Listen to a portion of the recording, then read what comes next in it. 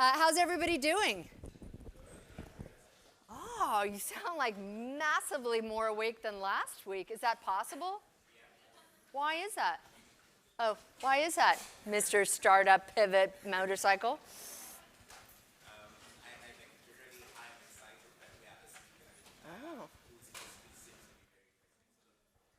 She does seem to be interesting. Anybody else? Anything else that's going on? Yeah. Like colder in here? Oh, yeah. And it just keeps getting colder. I have an extra sweater if anybody decides they need it, as long as you give it back. That would be nice. Anything from the back? Well, it is great to have you here. It's even better that we get to kick off today with our speaker. Zachary Zane is going to be introducing her. And you may have noticed that I actually put up here a little bit of an outline. I want you all to know what to expect and then what not to expect. And so I'm going to lull our speaker into this kind of, this is all I have to do. And then we probably might not even follow this. But the idea is for you all to get to know a little bit about the speaker, especially we're lucky enough that she's a Cal grad. Her time at Cal, she's had quite a number of pivots in her career. And in fact, she's the first speaker I ever encountered who talked about her life in chapters or in some way pivots. And then we're hoping to talk to her a little bit about what she's doing now and why she's doing it, and then maybe have some takeaways. And either we'll get that from your talk, no pressure, or you may have thought about those on the way over when you're here with your daughter who's starting at a different school, but an equally fantastic school on the other side of the bay that has this incredible, like what would you say, what's the Cal Bear, the mascot? Oski, and the really active mascot over there might be, you knew I'd have to give you a hard time. Is it a tree? Yeah, whatever. But congratulations for that. I am going to let you take it away. Thank you all for being here, and we are going to try to leave as much time as possible at the end for questions. Take it away and introduce yourself and our speaker. Okay, great. Hi, everyone. Let's see. Ready? It's good. Is it on? Yeah, it's on. Okay. Hi, everyone. My name is Zach Zane, and today I have the honor of introducing Yoky Matsuoka. I decided to take on this responsibility because I'm interested in the interface between humans and technology, whether in a medical and day-to-day setting, as well as entrepreneurship as I work on developing a clothing brand for people with prosthesis. But actually, the other day, I was texting my dad, and I asked him if he knew who Yoky was, and it turns out, yes, actually, he does. It was our thing since my childhood to watch PBS on the weekends. We'd often save episodes or reruns that we liked, and it turns out that we still have on the DVR season 3, episode 4 of Science Now featuring Yoky. So in addition to already being so in awe of all of her accomplishments and philanthropy, it was so cool to have seen her impact since my childhood. So to get into it, Yoky has held many titles, and bear with me as her LinkedIn could have been a book and her resume may be enough for a few lifetimes. Yoky has held many titles such as Mother of 4, dedicated blogger, MacArthur Award recipient, advocate of women in STEM, startup founder, nonprofit owner, Barbie's top 10 women to watch, as well as a former professor, board director, and avid tennis player. This Berkeley alum has driven innovation at tech giants such as Google X, Apple, HP, and Nest, and continuing to utilize her skills in home technology, robotics, wellness, and accessibility, she continues to drive innovation at PanasonicWell, Yohana, a startup of her own, and Yoky Works, her own 501c3 organization. If there's any constant throughout Yoky's life, it is her passion, her unrelenting passion to help others, whether inspiring women to achieve their dreams, developing assistive technology for those with disabilities, creating technology for everyday people to live safer and more environmentally friendly lives, or just coming to speak with students like us. Through her deep exploration of wellness, she encourages her attendees to find patience and balance, inspiring them to chase all of their dreams, just maybe not all at the same time, living their life in chapters. While I could talk for hours more on my admiration for Yoky, I'll avoid stepping on her toes for today and let her speak. So without further ado, Yoky Matsuoka.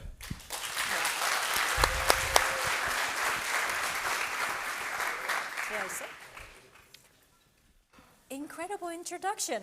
Yeah, I know. Wow. Good thank luck you. for everybody else. Oh, everybody takes turns? We have actually 5 or 6 who've already said they were going to introduce, and we have a link up on B courses now for student introductions. I will be candid. Student introductions are much better than my introductions. And you did a great job. That was seriously one of the best I've ever had. Thank you so much. Amazing. Yeah. Luckily, it's filmed, so you and your dad can watch it. Well, the mic wasn't working very well. We might have to do it again. Oh, yeah, that's all you want to do is one more time. Yeah. Thank you so much for being here. We rarely have repeats in the Newton series. There's so many incredible people in the Valley, but Yoky's a three-peat. This is your 3rd time. Oh, I love Yeah. coming here. Yeah. Yeah, it's fantastic. We thought, this is also, I'm springing this a little bit on Zach, but we just thought it'd be interesting to listen to different voices. And since you're a student, I thought you might want to, I have some slides here that might be working. Let's see. Yeah, this is like as much and as little as I could fit on one slide. But I thought you might want to ask Yoky some questions about before Cal and coming to Cal. And then we have some of your pictures from way back when. Oh, boy. Okay, let's do it. Well, can you talk a little bit about your life before Cal and what you were interested in, and then what you did while you were here and what you were interested in doing, especially in your free time? Because we know about all of the robotics and the EECs as well and how that led you to MIT. But what did you like to do in your free time here as well as before you came to Berkeley? Okay. This is a very good tennis analogy, right? Yeah. The give and take. All right. Yeah. Okay. So I was born in Japan. I'm the only child. And when I was growing up, all I did was to play tennis. And I think my parents did not care about anything else but for me to become an athlete. So I was swimming like crazy. I went to Junior Olympics, and then my parents thought I was going to be a swimmer, like Katie Ledecky style, but no. I hated it. So I admitted it when I was 11 years old, and they said, well, you have to pick another sport. So I picked tennis, and my parents were like, okay, 5 days a week, let's go. So that was kind of my life, but luckily I loved it, so I became good at it. And then when I finished my junior high school, I got actually tapped on my shoulder by an American coach called Nick Bollettieri, and said, hey, come to the US, and maybe you can become really good and make money or something. So I thought, okay, this is really cool. So that's before Cal, and I could not speak English. I moved to the US. And it was hard at first, but I figured I should, even though I don't understand the language, I should learn how to behave like an American kid. So I observed and I watched a lot of TV. I found out that being a football player is really cool as a dude, and being actually dumb and having a tall hair is really cool for girls. And it's not the case anymore, and I see a lot of girls here, so thank you very much for all of you changing the world too, to be here. But when I was there, trying to be a high school kid in the US with no English skills, I had to fit in. So I fit in by being an airhead as much as possible, trying to be a tennis player, and that worked actually quite well. So that led me to California. I went to high school in Santa Barbara. Then I got a tennis scholarship to come to Cal. So here I was, and it was an amazing school. But of course, it didn't quite fit in to be just a continued airhead. It was a little harder than I thought, but it was really good. So that's how I got to Berkeley. And then while you were here, thank you. Thank you all. While you were here, I just want to talk a little bit about, what you did. We know that you went to MIT for robotics after, and then worked on a tennis robot. Do you want to talk about that a little bit as well? Yes. All right, I'm going to let you all do that, and I'm going to see if I can find that. Okay, yeah. So after I got here, I thought I was a total tennis jock, and then turns out things don't necessarily go the way you want, right? So I had a lot of injuries. I also wanted to do some science, and then I couldn't take my labs in the afternoon if I was practicing, so I started to have a lot of conflict in my head. My mom also started to ask me, like, what are you going to do with your life? Are you going to just, be on a tennis court 8 hours a day, and then is that your life? And I thought, yeah, sure. But eventually, it got to me, And I started looking for something else to do while I was at Cal if I wasn't going to be a professional tennis player. I didn't know anything else in my life because that's all I did. But I decided that it would be really fun to build a robot that could play tennis with me. So thought, okay, I don't have to give up on tennis. I can actually learn how to build robots, and then I can have tennis all my life. So I went to Corey Hall. I knocked on the Professor Ron Fearing's door on the 3rd floor and then said, hi, Professor Fearing, I'd like to build a tennis robot. And he didn't laugh. He said, okay, go to my lab, work with Matthew, and get started. So that's how I got into robotics. It's just I knew nothing about it except for tennis, but Professor Fearing was so kind, didn't laugh at me. I think if he laughed at me, I might have been done. But, you know, that's one of those pivotal moments, lots of little things that help you to decide to do certain things. One of the first things that happened to me was at Berkeley when he didn't laugh at me and then invited me to his lab.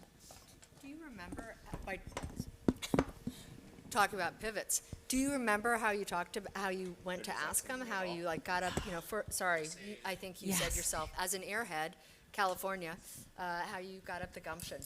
Yeah. I actually remember that day so well because I was so scared. You know, like professors have this door closed and it's a glass but has paper, like, you know, so that you can't see through, and then it had a paper saying like, I'm not available. And then I thought, oh boy, maybe I should turn around, maybe I should knock, maybe I should turn around. Like I went through that a lot. So eventually I got my courage and I knocked.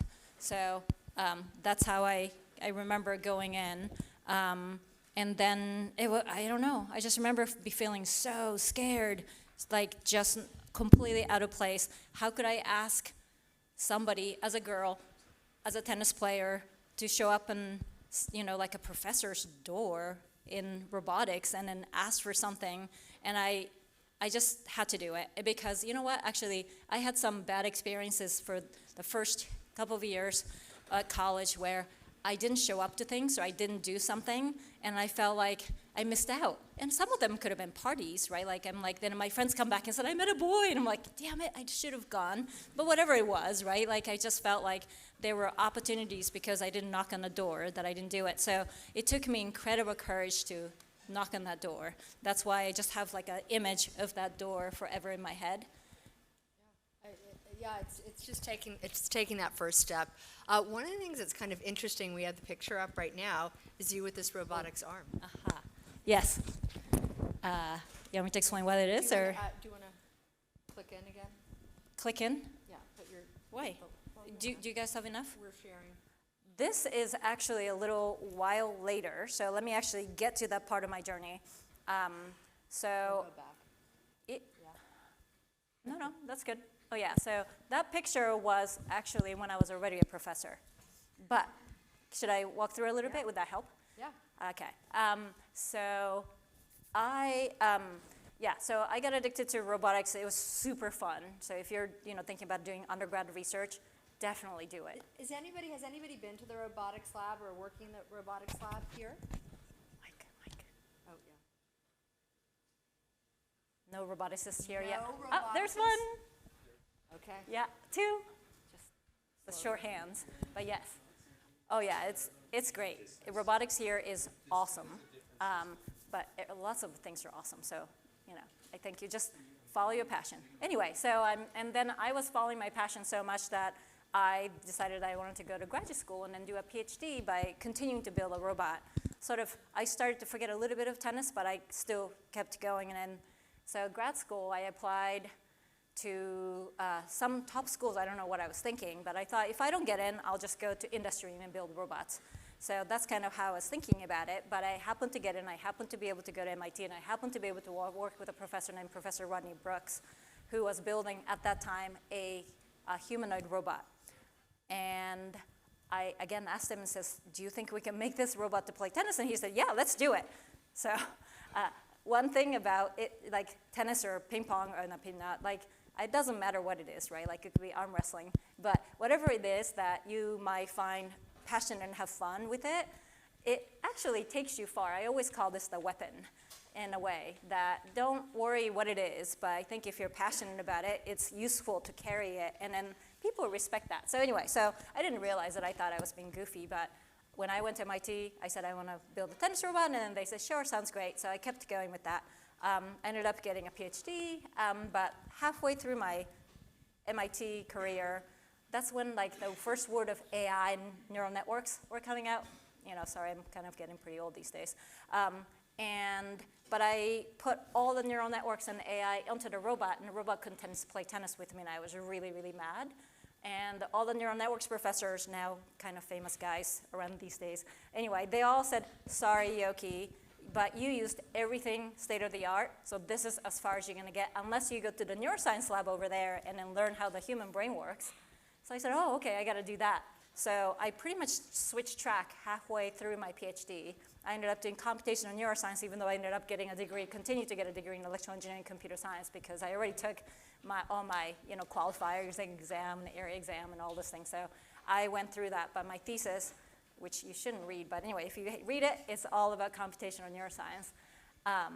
Then I went to Harvard for a postdoc to restructure myself, because I had this funky mix of tennis and then robots and then neuroscience, and I wasn't sure what to do with myself, and I didn't know what careers to do. I wanted to help people. After studying neuroscience, I realized that there are so many people out there who need help out there, and then technology and robotics can help.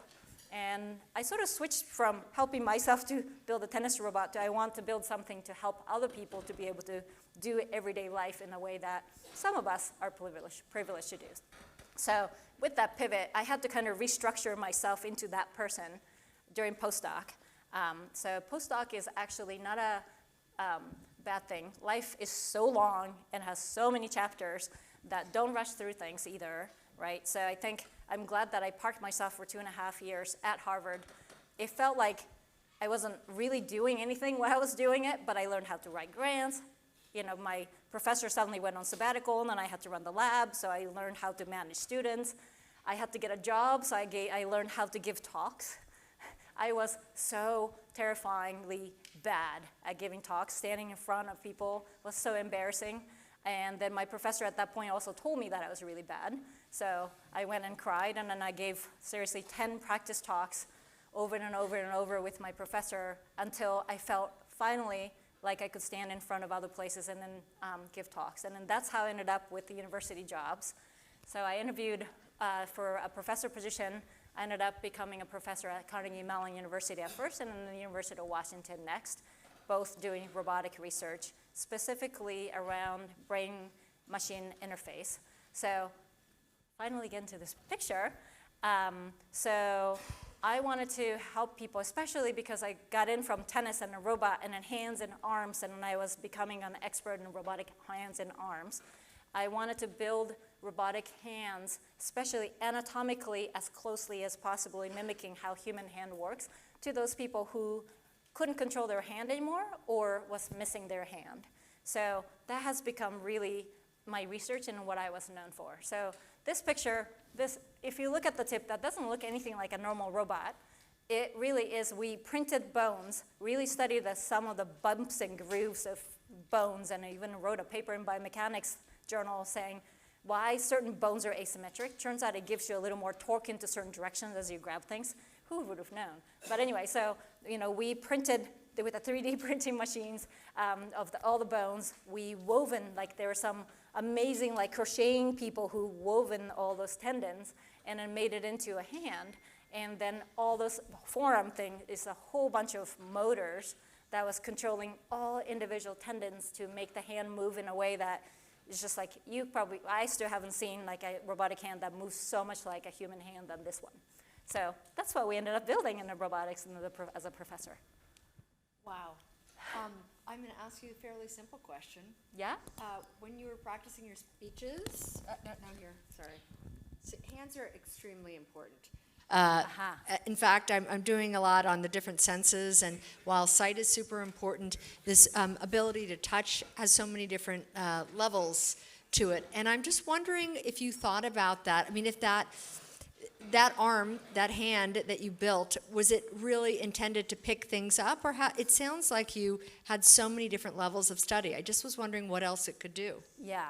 So I think picking up, so robotics, like repetitively grasping parts in industrial robots. That was already done then, and it's still going on. I thought that just picking up things alone is not good enough for our daily lives. What do we do incredible things. As a matter of fact, the reason why I got fascinated with hand is because somebody actually once told me that we became who we are with a giant frontal cortex because we have an opposable thumb. Suddenly, like somebody evolved somewhere in the primates line, evolved to have this opposable thumb, and suddenly we could hold on to tools, we could use it as a tool, we could build buildings, and then suddenly we could build relationships with people, and then society in different ways. We could store food and we could make food. So anyway, so I think that was really an interesting aha moment. It says, oh my God, opposable thumb. And those people that I also learned through biomechanics and neuroscience, that those people who didn't have the thumb couldn't do the daily lives, couldn't eat, right? And if you can't eat, it's really hard. Every day it takes a long time to get help. So I thought, okay, there are so many insanely amazing things about human hands, but how can we extract as many of those things as possible so one day assembly robots or robots that help people who are struggling or, again, prosthetic devices can have those features. Yeah. Yeah. So this was, I don't know, a little over a decade, maybe 2 decades ago. It was a while ago. Yes. And things have come so far now, one would think. I'm just curious if you've ever seen anything or if your invention is still being used in some form. Yeah, so there are a lot of people who are following this path in research, but I think, so the answer, if you asked me this question 5 years ago, I would have said, I'm kind of disappointed that they aren't like incredibly dexterous robotic hands doing many, many things out there. It's still one of those hardest problems in science. However, I'm starting to have a little bit of hope with the generative AI. So generative AI technology can be used, and then actually the way the robotic technology is being used these days is that they're almost human teachers who manipulate objects wearing gloves and then collect all the sensor data. And then if you do it enough times, and then the generative AI just comes up with how robots should move in all those situations. It's a black box. I can't explain how that happens. But I've seen some crazy dexterous robotic hands since the generative AI moment. I'm just curious from the audience, yeah. I like the hand. So I was wondering, when you're training a model to pick something up, is the last layer of the neural network kind of how much power is going to different sensors maybe? Or is there some decision being made after it decides what it wants to do? I'm sorry, let me make sure. So I can repeat that. Yes. But, so are you saying when we're trying to control the robotic hand? Yeah, let's say you want to pick up something, right? Uh-huh. Is it going through some sort of task to do that thing, or is it maybe the last layer of the neural network that voltage to the motors or stuff like that? Okay, so when we're coding how to do things, is it lots of sequence of things, or how does the voltage control and all that relates to? So there are many, many ways to do it. So when I was doing it, it was a lot of sequences of things, and then make it into routine by combining lots of little things. And then some of them might have been voltage. Actually, I was extracting human brain signals and then amplifying that, actually processing it a lot, and then amplifying that, and then sticking into the motors, and that became the current, and that moved the motors, and then moved the tendons, and then did it, and then had a sensor on the robotic hand, and that fed back whether we were grasping too hard, and then that feeds into the control loop and then does that thing all over again, right?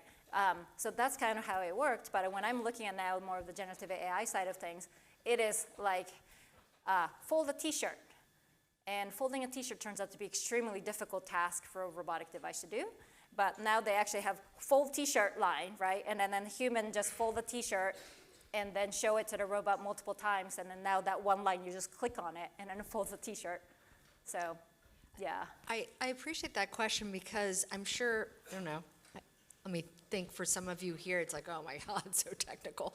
But that question is such a metaphor, and your answer is such a metaphor for how to think about stuff and how to think about things differently and try to think outside of the box. I kind of appreciate it. And it kind of seems like a nice segue for you were in this incredible academic box. And I think you enjoyed it. Mm-hmm. What on earth made you change? I know, right? I mean, yeah. So being at a Like look for a second, I'm not sure what we have next. Oh yeah, being at a university was amazing. Like just working with students was one of the most rewarding things I've ever done. It's like so fun, that's why I keep coming back. But I felt that I wanted to build things for people now to help them to be able to do things, and I felt frustrated because what I was being judged as a professor was to write more journal papers and to produce more PhD students and teach classes well. Well, you know, that's kind of important, but still. And I thought, no, I want to like build these things, build robots and all those things for people now because I felt like I was ready. So I had this itch that I couldn't scratch. I tried startup on the side, but as a professor, when you have like a 60-hour job already trying to do startup, it kind of didn't work out very well. So that's when I got a ring from Google saying, hey, what do you think of coming to an industry and trying to get close? Well, he didn't say it. Larry Page called me, but he didn't say that, hey, come in and get closer to the customers. But that's what I read between the lines and said, come to the industry and trying to see if you want to, you know, get closer to building consumer products. And I was just like, yes, let's do it. As I talked about a little bit in my intro, you have a huge history of philanthropy and trend of philanthropy. Do you feel like this was the launch pad for that philanthropy? You said it's the first point where you started doing stuff for other people and, you know, focusing on other vectors of your life. Could you speak to that a little bit more? Yeah, well done, because that was the timing that I started an organization of the nonprofit organization called Yoky Works. When I was frustrated being a professor, again, being a professor is awesome, but being a professor and teaching and not being able to be close to help people. But when you're a professor, your email's out there, and then everybody's emailing you like, you know, 100 times a day, saying like, my son just got in a car accident, can you build a robot that you're building? I just read your journal paper, and then can you do that for my family, right? So I think I started to build these closeness to those people who needed help. So I started a nonprofit to specifically target, and this was around the time I also got this MacArthur Award where I got money and then I could kind of put it into the fund to get something started that I would not have been able to start with a professor's salary. So I got that started. The whole thing was that I basically took one of those emails from people who contacted me, and I flew to those places wherever they were. The very first case I took was a father who was in Florida, whose son did get in a car accident, and he said, I know my son can still communicate and move his finger to, he's telling me something, but no doctors believe me. Is there anything you can do? And then he sent me videos of his son's finger twitching, and I thought, okay, let's fly out there and see what it's like. So I flew out there. I brought my students who also have, you know, similar kind of mentality, and we all flew into Florida to meet the father. We met the son, and he was paralyzed in the bed, like he couldn't move the eyeballs, he couldn't, you know, move. But whenever the dad said, can you hear me? And then his finger would twitch. And I'm like, okay, we got to utilize that. So went back, brainstormed with the students, and then said, can we build a crazy feather-light button which allows him to just click on something that registers, because it looks like you're imagining the movement.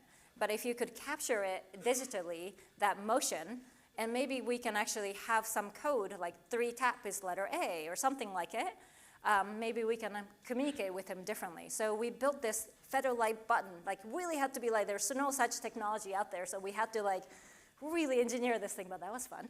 And we built the feather-light button, we strapped it onto his finger, and sure thing, he was speaking to us. It was like so moving. So, you know, we actually first like 1 + 2, and then he would tap 3 times. We're like, yes, he's in there, he's talking to us.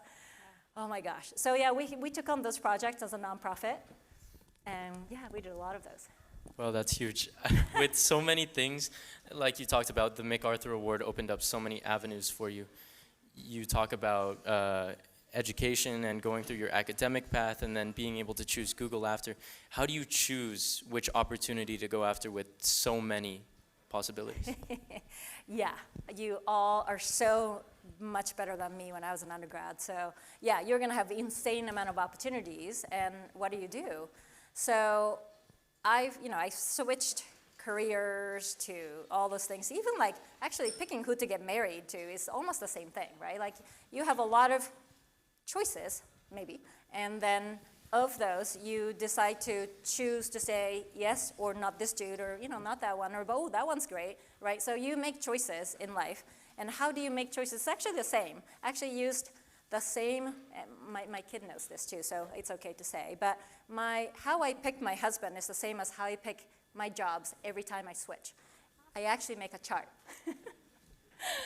I'm such an engineer at heart, sorry about that. I'm a big matrixer, I just want you to know I can support that. Yeah, good. So things that you might want, right? Like, so, boyfriend was easier to talk about, so like, I want curly hair in my boyfriend, or because I want my kids to be curly hair, or whatever it might be, right? Like he has to be smarter than me, all this list of things, and the same thing for your job, the next thing. Like, if you're kind of losing your passion or things that you want to do is switching from what you might be doing, you start to kind of make a list, like, what am I looking for? What would make me feel so passionate that I can do this for at least 5 years, the next 5 years? So I make those list of things. Then I knock on doors. I learned that at Cal, and then it's scary, but you just knock on enough doors, and some doors open. And then you basically says, yes, yes, no, no, no, no, nope, not that one. Eventually, hopefully, you end up with some offers or some things that become closer and closer to like, oh, they're kind of matching up to most of those things. Then, once I have usually, like maybe 3 offers, let's say, I make this serious weighted function matrix where I put weight on all those things and then say like, well, distance from my house, or like, how often do I get to travel? How often do I, if I don't want to travel, how often, make sure that how often do I get to be home? Is this challenging? Are the colleagues nice? Is this going to be better for my career path? All those things listed. And then I have weight of 1 to 0, and then I score them for all of them, and then I add them up. And this is the important part. I'm not just a robot, turns out. So then I look at those numbers, and I compare with my gut, and says, whoa, this job has come out really big. Does that feel right in my gut? And if it doesn't feel it, I go like, okay, what was wrong with that? Like, it doesn't fit the gut. Some matrix is wrong. So I actually do this iteration thing until it starts to feel really right. I can own this choice. Then eventually say, can I do this for 5 more years in my life? Because, we have different chapters. These days, that's getting shorter and shorter. But generally, like, I recommend that you look into not 20 years, but about 5-year span that you're not going to get bored. It's good for you, that you can work on. And then once all that checks, and then you commit, and then you give your best, and then move forward. So not to like stick everything, I'm going to keep going for just a minute, into one bucket, but using that matrix and the 5-year plan, you did a lot of career shifts. There was Google X, there was Apple, there was the company's name I cannot say right now, Qua, with 2 N's or 2 T's or Qantas? 2 L's. Yes, Qantas. Not the airline, but Qantas, yes. And then Google, I think Google again. And how did that happen? Yeah, I just follow my passion, and in many ways what feels right, but what feels right is not so like ad hoc, like, oh, I don't like this, I'm going to move on. I really I'm a fairly cautious person inside, so every decision is a big deal, but I can tell you examples, right? So I moved to Silicon Valley for Google X. And with a giant hope, I knew that I could do this for 5 years. I committed to it. I moved my family. At that point, I had 3 kids. I got my husband, who had a job at Microsoft in Seattle, to move with me, and all of those things, right? Then it was really fun. It was at the very beginning of Google X, where we were trying to figure out at that point, we started a autonomous driving car thing. We gave a name Chauffeur, and then we hired a bunch of engineers. And Larry Page came and said, what's the first milestone? We'll pay you a lot of money if you meet it. And we said, we'll drive 10,000 miles. And they said, okay, 10,000 miles is your milestone. If this one car drives 10,000 miles autonomously, we'll give you money. And we're like, hoo-hoo, let's do it. Now Waymo, right? So I think though there are a lot of fun stuff that we started from the beginning in that. And I had fun, but I would say about a year in, it didn't feel right inside me, because I moved to help people and to build consumer products. And I was still building research project, which 15 years later could be driving everybody in San Francisco as a taxi, but I didn't have the patience then. I wanted to help people now. So one day, I bumped into my student from Carnegie Mellon in a parking lot, and he was like, you work at Google, free lunch? So yeah, I said, yeah. So I took him out for a free lunch, and then he started to tell me about this exciting thing that he's about to do as a startup. It became this company called Nest. He was a founder of Nest named Matt Rogers. And we just started really writing things on the napkin. And at that moment, I didn't want to build a thermostat. That was not what I came to Silicon Valley for either. But the team of, like, I was, the first 10 people who started in the garage. But the people that I would be surrounded by, the founders of Matt Rogers and this guy, Tony Fadell. Tony Fadell was the godfather of iPod and iPhone. He's the guy who kind of came up with a lot of those concepts and then made it true. He knew and he learned from Steve Jobs very close hand in how to build those infectiously user-friendly consumer products. And I had to be part of that to learn so that I could build this infectiously user-friendly things for people who need my help.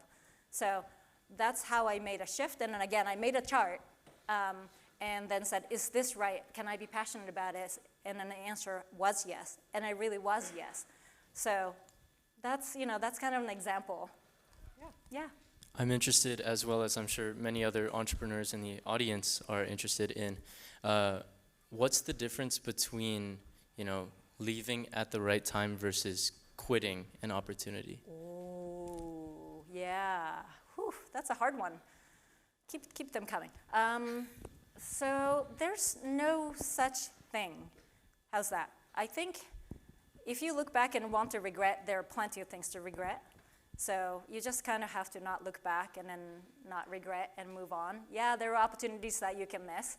We always make actually fun of my husband, who was at NVIDIA, and then he quit right the pandemic was starting. We're like, why? You can regret all you want, right? But no, but he's not looking back. He's like, no, I didn't like the job, and then I quit, and I'm still happy about it. And it's like, great, right? So I think there are certain things that are opportunities, and I don't know. When you are ready, again, that's why I make a chart, because I feel like I can feel this anxiety of like, am I making the right thing? And then at some point you have to believe in yourself and step in it. And once you cross that side, you're betting 100% on yourself to be on the other side, not behind. One more thing I have to say. My mom, a lot of family conversations, but my mom was a regretting type. She looked back and said, I wish I had that lunch instead of this lunch, right? And then I watched that growing up, and I thought, wow, she's sad a lot because she regrets. And I thought, I don't want to be like that. So definitely there was a conscious decision I made at some point about not looking back, not regretting, and then that has really helped me a lot. There's a question here, but actually, I have a hard time using this. Can you hold on to your question and we'll open it up for questions, or is it not going to fit in later? Do you remember it? Yeah?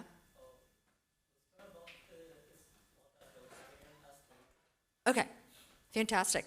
I encourage, we'll gladly take questions throughout too, but I am wondering, so then you had gone to a couple of different companies, but how did that work, and then versus where you are now and also starting Yohana?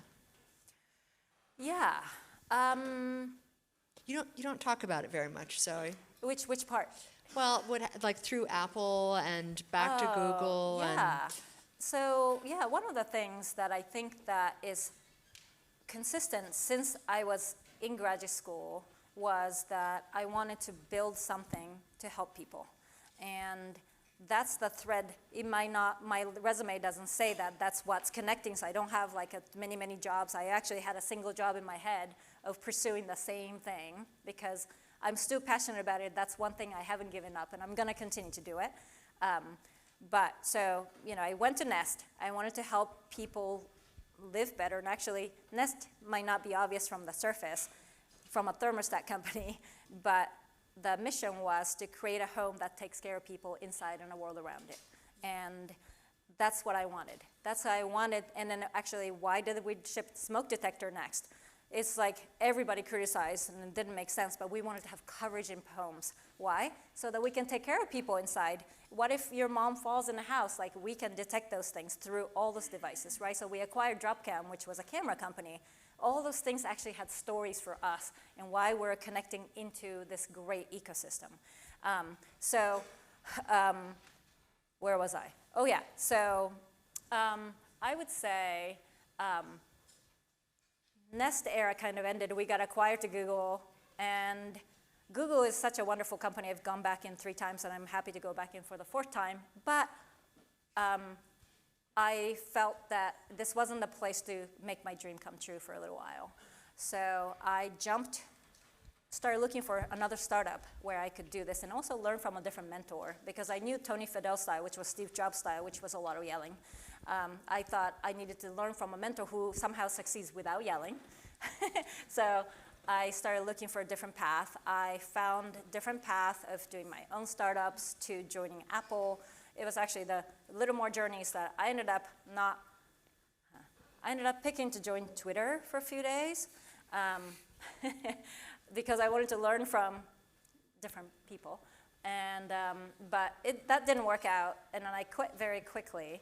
And then I ended up searching for my own startup where I could, not my idea, but other people's idea, that I could actually nurture and become a CEO and then learn how to manage a company.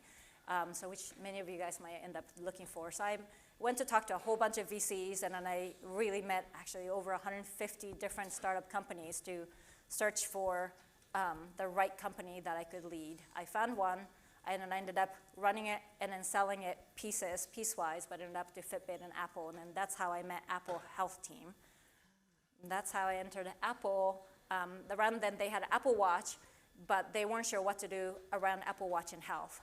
So I joined the Apple Watch team and then ran health to see what kind of things they could do. I wanted to make people's life better, and then by accident or whatever it is that things end up selling. And I just felt fundamentally didn't match with me, so I had to move back to Google, where that way of thinking matched with me.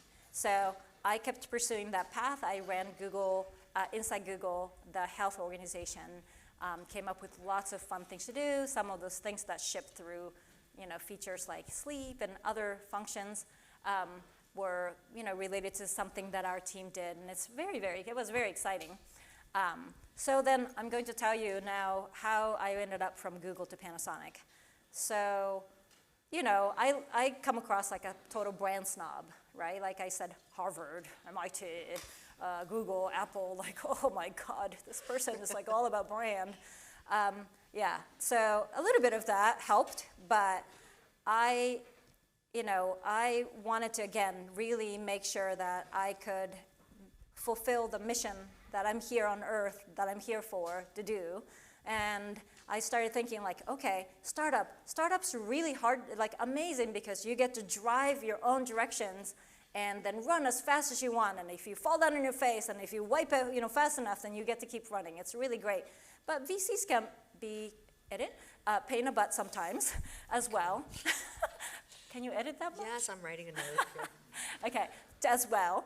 Sorry. And then, there are a lot of things about startups as well that is challenging, and I thought, fun, you all have to do it at some point, please do it. But that was like part of my portfolio that I learned from. I worked for large companies, and large companies are also super awesome, because when you build something and ship it, it's like suddenly 1 billion people are using it, right? Like there's something amazing about that. But also, it is kind of slow. You're not in control of it unless you're the founder. So there's something that I wanted from both of them. The grass was always greener a little bit, like, oh, which one do I want? So I thought, okay, next career out of Google, I'm going to create this thing where grass is always green. I'm going to have both of them. So I went shopping. I call it the Who's My Sugar Daddy game, where I went to their terrible things that I'm saying. Well, you know what, maybe we don't have to edit. Maybe this is my character. I'm not sure, but so, I wanted to land at the right company where I could also have the startup-like speed and mentality and control to build a thing that I've always wanted to build, but have the scale when I was ready to have that scale. And turns out there's something possible to do it. So I read some books, I met some professors. There's a book called Lead and Disrupt, written by Charles O'Reilly from the school that is from the other side of the bay that has tree as a mascot. And he taught me that there are large corporations that has startup-like incubations that that you can actually have both. And I thought, whoa, this is really interesting. So I started to search for that match. And I found it at a company called Panasonic. And I also had lots of different offers from more the brand places. But I went with my gut. I made a chart, and I knew that it just fit all the criteria that I was looking for: the level of freedom, the level of trust, the level of resources that I could get was great. And also I knew that they wouldn't give up on me. There are a lot of companies, for whatever reasons, that they have priorities, and then they might cut you even though what you're working on is absolutely amazing and it might change the world in a way that they might not. But it just happens in the large companies. And I just knew that Panasonic is a company that would be with me and then trust me and then let me do what I want at a crazy speed, but also give me the scale. And this is almost like 4 or 5 years later, it's still totally true. What I'm building is a really like an incubation lab-like thing where we spin off companies, where Yohana was one of the examples of the companies that I spun off, and then we're spinning off more and more of those things.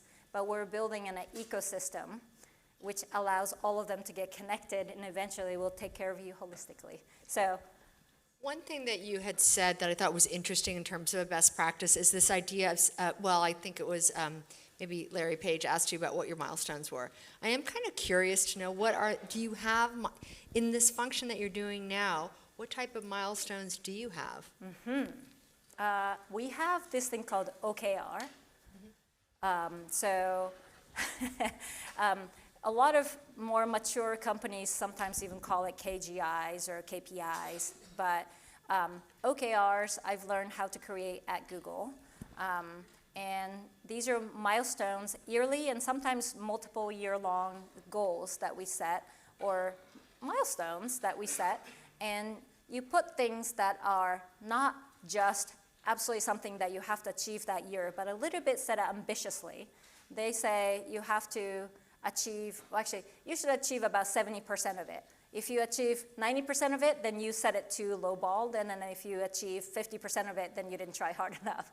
Basically, that's what OKR is, and then we usually have O stands for objectives, and then you make about 4 of those things in a company, and then KR stands for key results, which are measurable things that you go after within those objectives, and then each objective has anywhere from 2 to 5 of those things. So we create those on a yearly basis. We used to only do it at the company level. So we would create one, and then everybody had to follow it. But unfortunately, the company has become mature enough that we needed to measure people's performance too. So we now actually drop it down to the group level and then drop it down to individual level. So now everybody owns their own OKR as their milestones to achieve. Yeah. I'm conscious that we want to kind of finish up in the next 2 minutes so that we can give it out to you all. Yeah. Why don't you ask the final question? Okay, sorry, one last question. Yeah. You talked about your criteria for selection of companies a little bit last time. And last time you were here, you actually talked about your selection criteria for the HP board.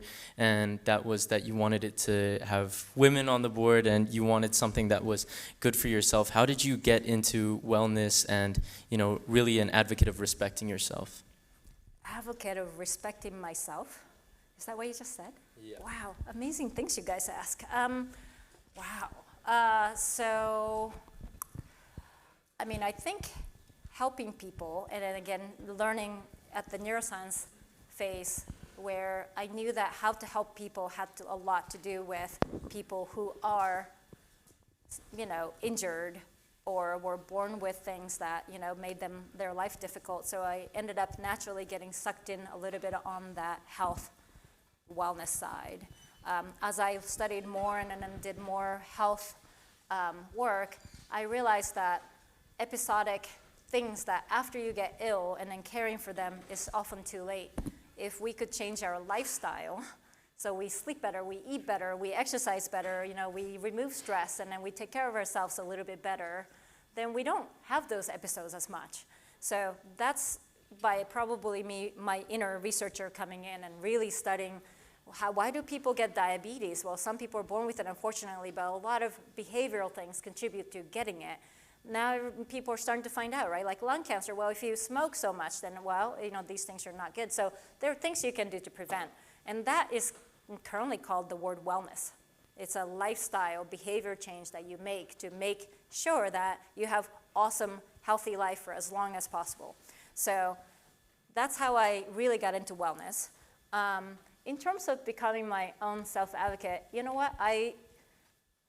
The fact that you're even taking this class, you guys are already probably a very good self-advocate. I was too scared to even show up to classes like this when I was an undergrad. But over time, my insecurity and all those things, and slowly have overcome just little bits of wins here and there. Just try to ride on top of it, and then trying to give yourself kindness is what my coach tells me. So just be kind to yourself. You know, don't be so critical sometimes. It's, you know, it's okay.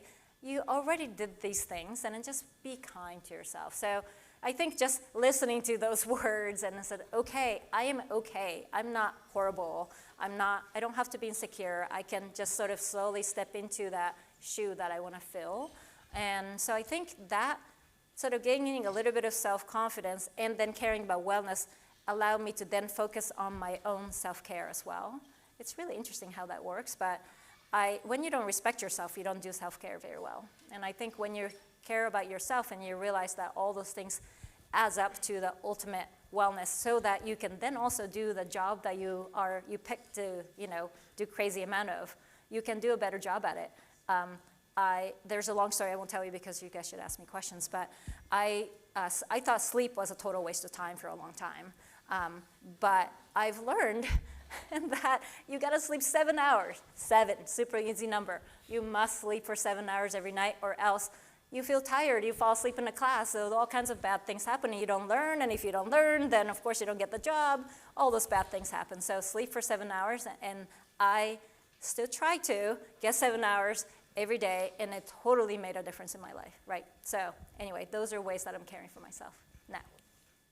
I love that we have heard you doing like incredible things. The way that you created the arm, how you think about your matrices and weighted matrices for making decisions, where you've gone. I really at some point would like to know what it's like when Larry Page calls you. But then also as simple as get 7 hours of sleep. I mean, it's amazing how you can talk in the different areas, and I appreciate you're also telling so many stories and being vulnerable with us. I'd like to hand it over to the students, and if you haven't been in this class already, and some of you have not, basically, Ryan and I will come up to you. I appreciate if you would just say your name, or maybe what you're studying, or what the heck went well today, or maybe what didn't go well. It's up to you. But we'll bring the mics around, and you all can ask questions. And I'll start with you, because you had a question. Thanks. I'm Seppi. I'm studying EECS. I was wondering if you could tell us more about the solution you came up with for the kid that couldn't talk, so he would press the button. So how did you guys maybe map the different things he was trying to say to actual thoughts and sentences? Oh, okay. So when we were coming up with this device to feather-light button for communications, it was still 1 degree of freedom, right? Just push only. So it had to be a combinational thing. So there had to be a dictionary of 1 push means yes, right? 2 push means no, kind of things. And then you had to there was a code of it. Actually, there was even research done on it. And then later, one of the projects that we built was also a girl who could play, who could actually, we mounted on a wheelchair those little drum sets that had buttons that you can push on different combinations of it. So 1 degree of freedom is hard, right? You kind of do numbers and then yes and no, and then if you want to have a sentence, it was a lot of work.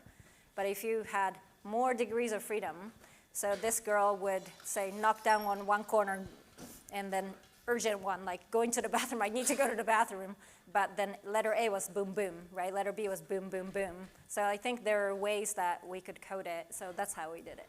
Could I suggest some ideas and just run it by you? Nope. But you can later. Please do it later. Yeah. There's a question over here. Hi, my name is Ignacio. I just want to know, during all these changes, how do you cope with their uncertainty during them, and all the pressure and the stress that comes with changing? Yeah, pressure and with stress. with changing things, it's just stressful. I think, I don't know, I would say every moment I felt like I couldn't breathe anymore, I couldn't talk anymore, I didn't know what to do. I always, have these moments that I want to just go in my bed and I'll go under the blanket and then just not see the sun the next day because just feels so scary and I don't want to do it. I just too much pressure. So I go through those things, but then next day comes, the sun comes up and then you go do it. It's actually not as bad as you imagine in your head, right? So that's kind of how I go through like, oh my God, this is the worst thing. Like, oh, actually, I think I can do this. And then I just kind of take it one at a time. And then, now it's easier for me to say, look back, and then there's so many moments that were so scary, but I'm so glad that I was scared. And I'm so glad that I also made mistakes. All those mistakes and scared moments are the ones that made me who I am today, rather than all those successful moments. So if you could celebrate those moments when you are stressed out, it's like, yes, I'm stressed out. Like, this is the moment I'm actually leaping forward. Or like, if you fail at something miserably, like if you get caught cheating or so, whatever it might be, right? And then you're beating yourself up, and then you say, you know what? Yoky told me that I've just failed and I'm learning, I'm about to take a big leap. Okay, good for myself. I'm gonna go and treat myself with a steak or whatever it might be. If you can get to that point, I think you will have a much easier time on those stressful moments. It's easy to say though. It's hard to do when you're younger. Joy. I got.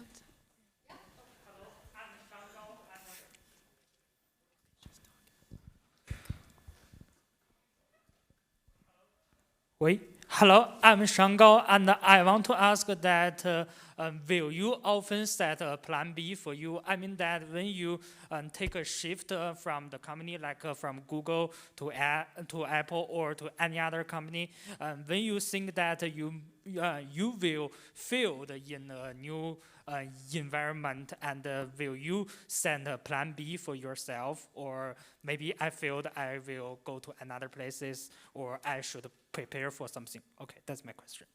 Okay, so like when I make a move, I don't have a plan B. Yeah, maybe that's stupid, but I've never had plan B going in because I'm going in with both feet in. I'm committing, I'm gonna do this for 5 years, and I better become really, really good at this thing. So I usually don't have plan B, but I had jobs where 4 days in, I knew that I didn't like it, and my husband looked at me in the kitchen and said, this is not it for you, is it? And I said, no. So these things happen, right? So it's at least my philosophy isn't that I kind of have one foot in one place and then just sort of constantly think of another plan. I just go in with both feet, and if it doesn't work, I'll find another place I can go in with both feet.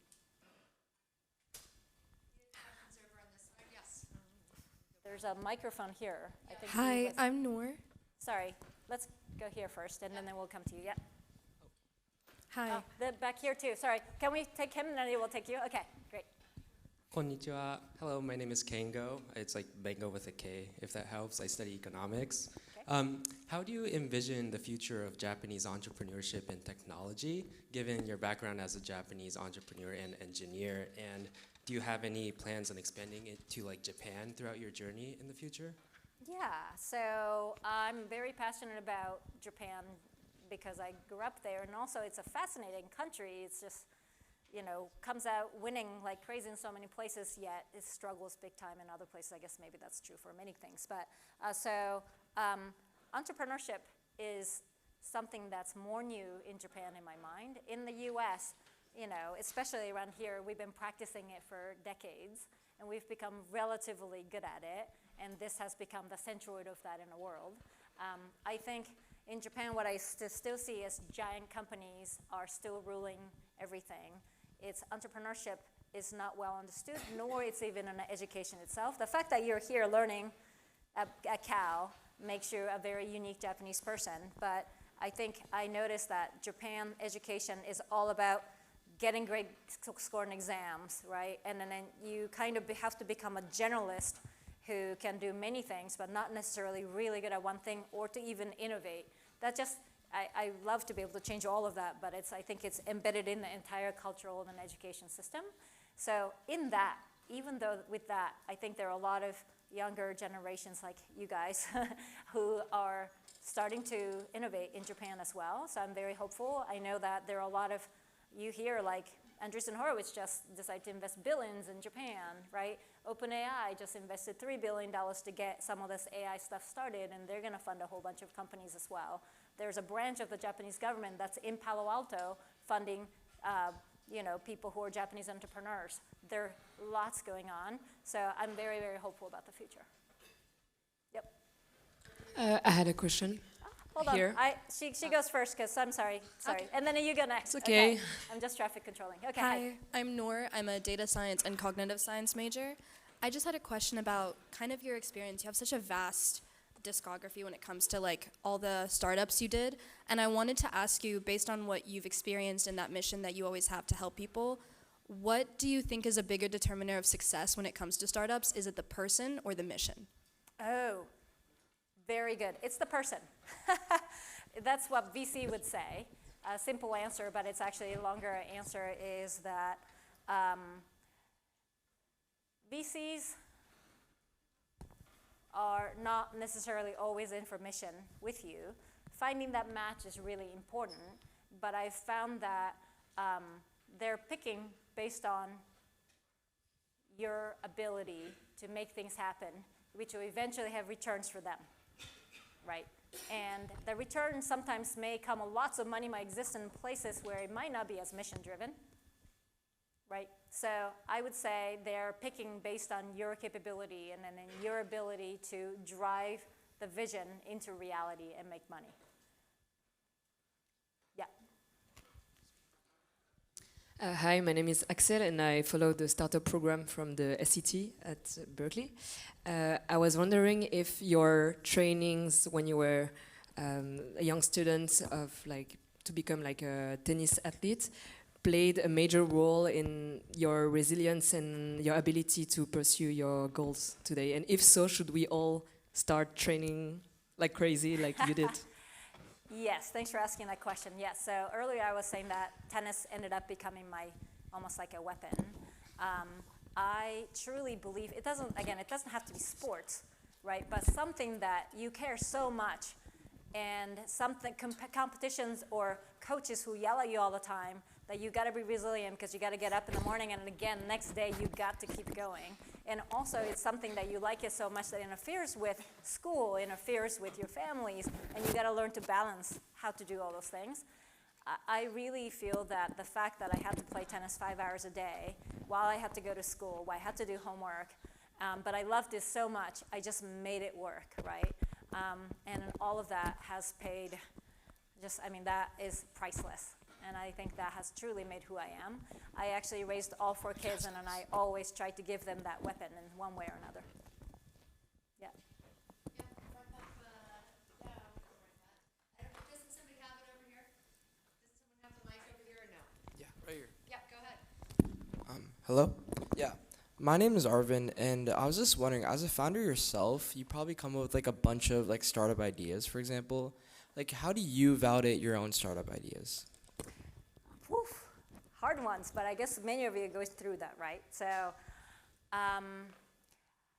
it's, you can't be in a vacuum because all of us have certain experiences that is not wide enough.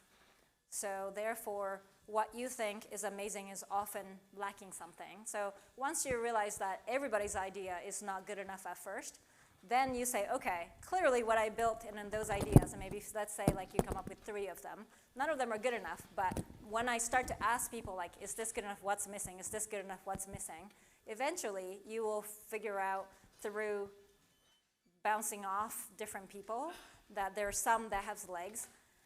So my first advice is that don't do this in isolation. Always bounce off ideas. Initially it might be friends, right? And then eventually maybe professors, maybe eventually VCs. VCs will always turn you down at first, but every one that they give you feedback, you take it to heart and says, oh, cool, okay, I learned something. Now I'm going to incorporate that. Do I still feel really passionate about it, or like, actually they're so right, this is such a stupid idea, I shouldn't do that, right? So I think that's the process of iteration. Like, we actually do this in my incubation lab as well. So we have a whole process, we have phases of how to iterate and how to kill projects. So you gotta go through that yourself. And then even at Google X, there's a kill as many things as fast as possible process. So I think that would be a good way to do that for your own startup ideas. We have a question down here. Brian, can you just give the next person the mic? Great. Hi, this is Alyssa, and I study psychology here. I really like your story, and thank you for giving this talk. What I want to ask is that when you are choosing a quote-unquote sugar daddy, like besides the criteria of like fast speed and big, like can push to millions, even billions of users, like what are the other criteria you use in selecting them?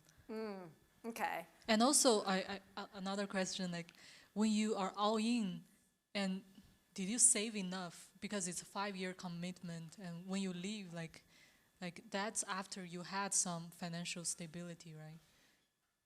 So let me actually answer the first one, and we can talk about the other question, which I couldn't hear too well. So in terms of when I find a sugar daddy or the next landing place, what are the criteria that I have? The criteria, so it's, I don't know, these things became richer and richer over time as well, right? Initially it was as like, is it good for my career? Like, am I going to be able to like become a manager, right? Like, there are a lot of that, nothing is wrong with those things.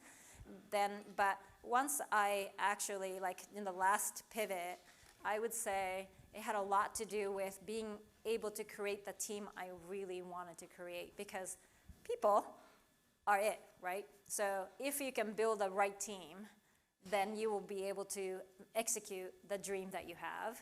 So I really focus a lot on that. I also, just because being into different companies where amazing team that I built, amazing product I had, amazing amount of money that I was giving, and it still got killed for completely unrelated reasons. So I also had a criteria of, will this company kill me? Will this company kill my baby? So I think that was like an unusual thing that I think you have to get killed enough times to have that scar tissue, to have that as a criteria, but I had those as well. Can you save your question? Yep. Yeah. Hi, my name is Rohan. I'm studying business, and I skated here earlier today. And I'm 17 currently, and I'm facing that decision of like, what do I want to do with the next 5 years of my life? And I'll make the chart, but I'm curious if you could go into more detail of like, when you're facing this big decision and plan, how exactly do you execute what you're putting in the chart and like what you want out of yourself? Because personally, I have no idea. Like, I want to have a company, I want to have a startup, but I don't know what really matters to me and to make that vision come true. Yeah, wow, what a question from amazing 17-year-old. Sorry, I'm getting old to say things like that, right? But anyway, so I'm so impressed that you're here. So thank you for being here and even asking those questions. Thank you. That's the first step. I would say build the foundations now. I feel very lucky that I was at Cal, where I could take a lot of truly difficult foundational classes, which still pays off now, right? So I was EECS, and then I took EE 120, like all those classes, signals and systems, like wow, like at that point I'm like, oh, do I have to take this class? But boy, oh boy, it has paid off on everything I've done because of the rigorous academic training here. Once you get out, it's like, whoa, other people don't know as much as I do, right? Like, it adds to the confidence, but also that foundation building. I always believe, and I'm going to say something probably will offend half of you for a second, but as an undergrad, do foundational things, right? Like, major in things that gives you the foundational skill. You can always go apply it over time in your life. So start, like, if you have chance to take more math, do it. It's like, wow, that's so painful. Yes, it's painful, but now's the chance. So I think of it that way, especially because the next 5 years is a foundation building. Life is so long. Like, my life is only getting better. I'm in the 50s, right? So just don't forget that. It's because of the experience. Like, you probably see me going like, wow, she has some callus and scar tissues and she doesn't get hurt as much anymore. It's true. It's because of it, many things that will get you in life early on and things that would eat you alive and cry over, those things don't hurt as much as you get older. So you get to do more. You get to be bold and you get to try something bigger and bigger over time. So it seriously gets better. So right now, you're in the hardest part. So make sure that you spend the time building the foundation. You've got lots of time. Thank you so much. Yeah.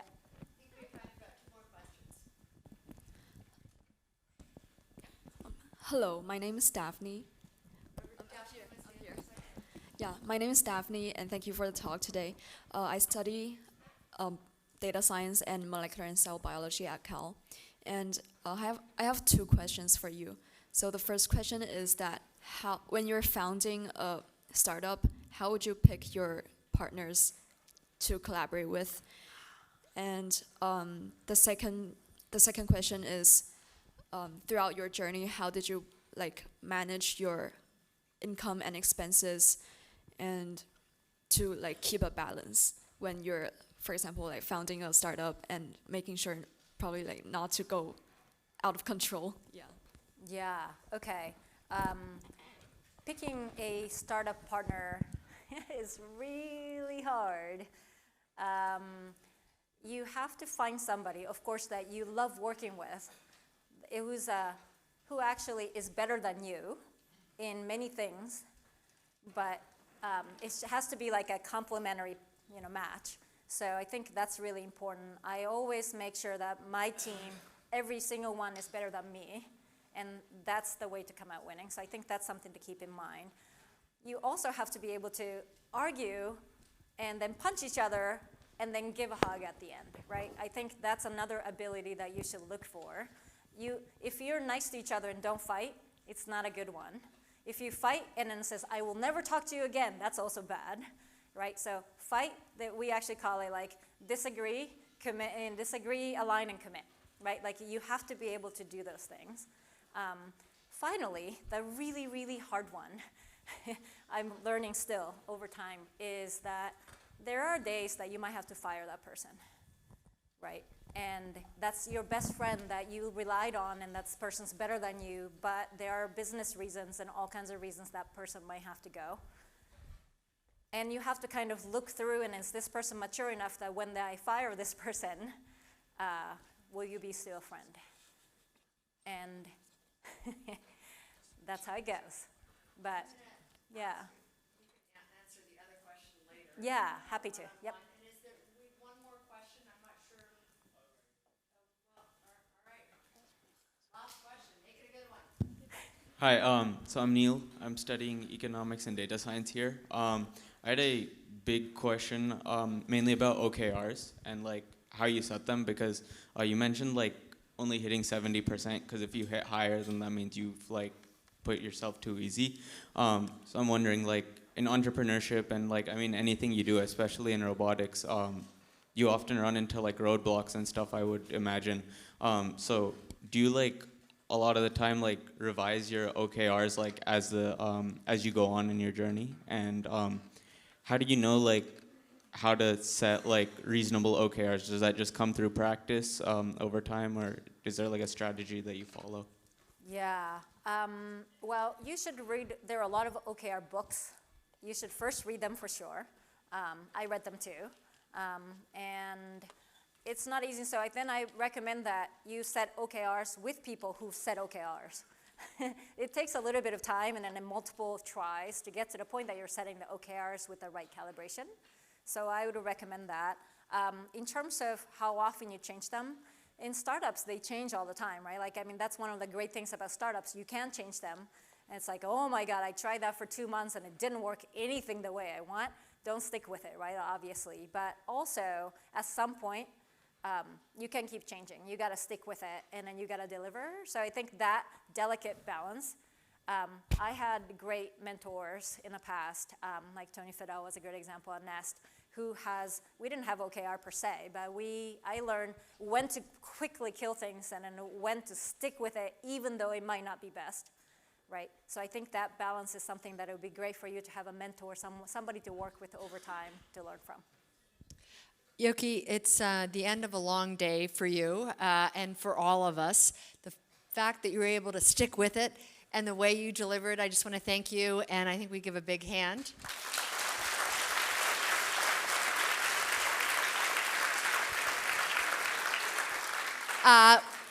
Just because we're kind of at the beginning of our class, here is when you go into your B courses, your code is YukiX. Oh, it's very clever. And then, Ryan, what is the QR code for people who are in the class or not? Yeah, so if you're a waitlisted student or you're not officially in the class, please fill out the Google form. And if you are enrolled, fill out the survey on B courses with that code. If you're enrolled and you fill out the Google form, that is not in place of the B courses survey. So make sure you do the B courses survey. Yeah. Okay, I'm not quite clear, but I hopefully you all are. But if you're on the wait list, definitely the HTTPS, follow that link and we'll follow up with you. I want to thank you all so much for your time this evening. A lot of times people will still have questions and we'll stay for a few minutes if you all want to come up and ask Yoky questions. And next week, we also welcome Matt Carlson from Adobe. I look forward to seeing everybody, and thank you so much. Thank you. One more thing. Sorry. One more thing, on the B courses survey, it does ask for a selfie in class, so just wanted to tell you guys that. So there's a leave. selfie on the B courses survey. Here, I do have a favor. If people are going to come and ask a question, come on up because we're going to try to do a quick photo with Yoky. Do you still want to do that? Yeah, we'll do a picture with Yoky in the front of the class. So come on up, and instead of standing in line, let's stand in front of these chairs. And we'll do a photo.